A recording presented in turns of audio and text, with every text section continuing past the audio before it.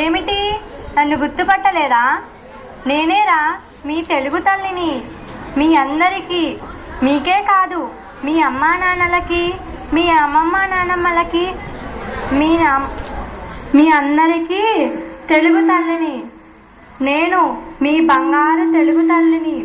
నన్నయ్య కలంతో కవిత్వం సింగారించుకొని, తిక్కన్న భారతంలో తీయన్ననాలు జుర్రుకొని, ఎర్రన పద్యాలతో పాదాలు పారాని దిద్దుకొని, కృష్ణరాయుల ఆస్థానంలో విన్యాసం చేసిన నాట్యాన్ని నేను మీ అందాల తెలుగు తల్లిని.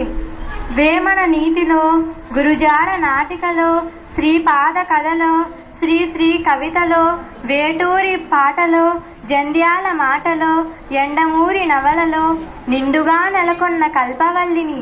నేనేరా మీ తెలుగు తల్లిని. కానీ 10 కోట్ల గుండెల్లో 10 కాలాల పాటు పదిలంగా దాచుకోవలసిన నన్ను ఈ మధ్య నిర్లక్ష్యం చేస్తున్నారా? అమ్మని నాన్నని పిలవడానికి కూడా నేను పనికి రావడం లేదు.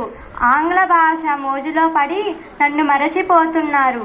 అయ్యయ్యో, ఇలా అయితే నేను కనుమరుగు అయ్యే ప్రమాదం ఉందని యునెస్కో చెబుతుంది.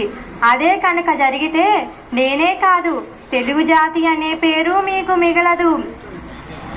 పరజాతుల మధ్య పరాయి వాళ్ళుగా బ్రతకాల్సి వస్తుంది. చక్కెర కన్నా, జున్ను పాలు కన్నా, తేనె కన్నా తీయనైనదిరా నా భాష. అందుకే ఆలోచించండి, నా భాష మాధుర్యాన్ని గుర్తించి నన్ను బ్రతికించండి. మిమ్మల్ని మీరు బ్రతికించుకోండి. థ్యాంక్స్.